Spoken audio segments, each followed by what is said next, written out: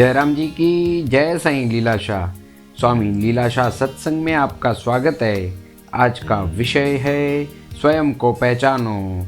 2 सितंबर 1961 को बाटवा में किए गए प्रवचन में स्वामी जी ने कहा है कि अपना असली वतन आत्मा है, उसे ठीक प्रकार से न जानने से पूर्ण शांति नहीं मिलेगी, और नहीं जिसे यह खबर है कि मैं कौन हूँ।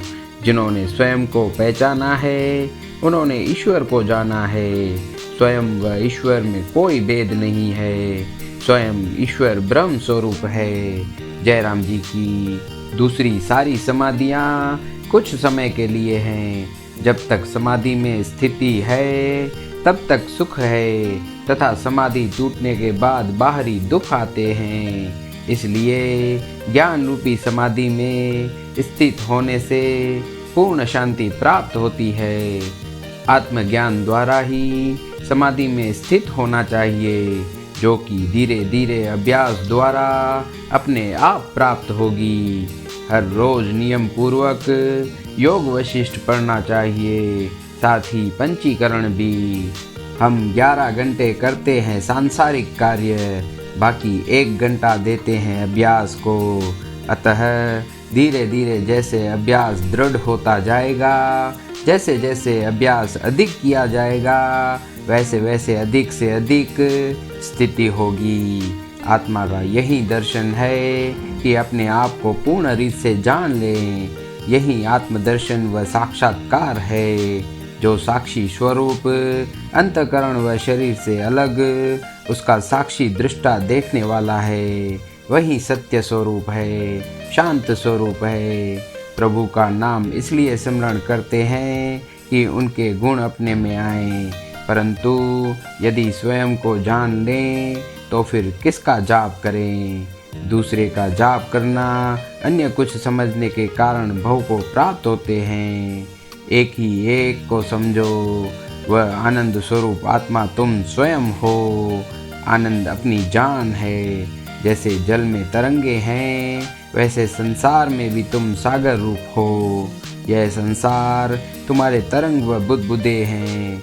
जैसे दृष्टांत में आया है कि 10वें तुम हो, पर स्वयं को भूल गए हो।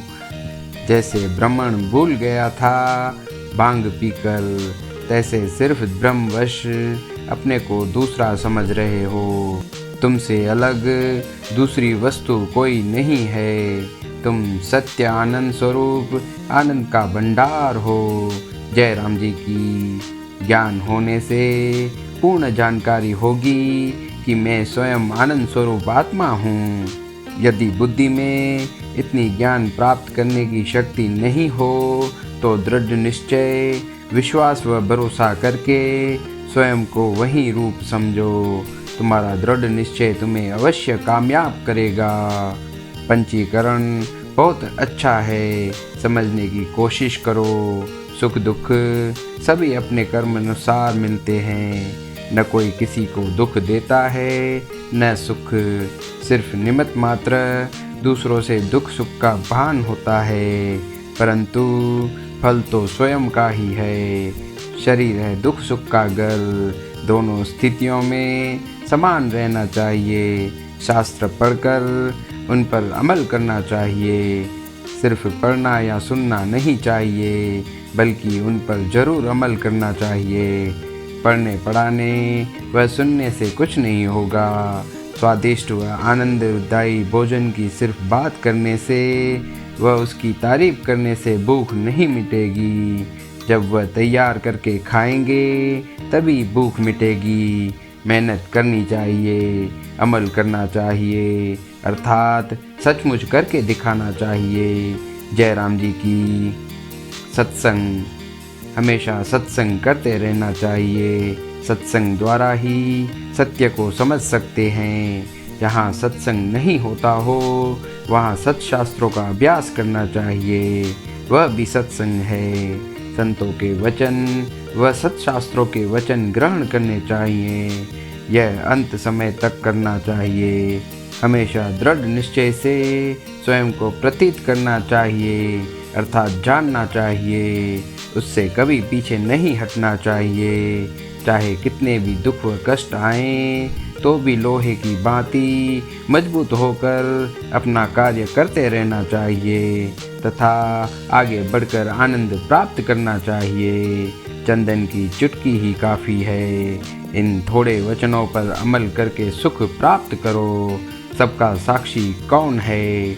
तुम ही हो। सबको तुम जान व देख रहे हो।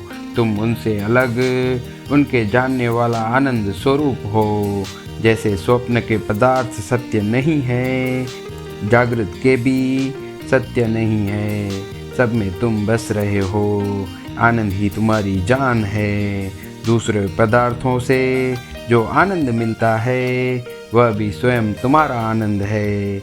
अपनी अनुकूल वृत्ति सुख रूप है, वह प्रतिकूल वृत्ति दुख रूप है। जय राम जी की जय। साईं लीलाशाह।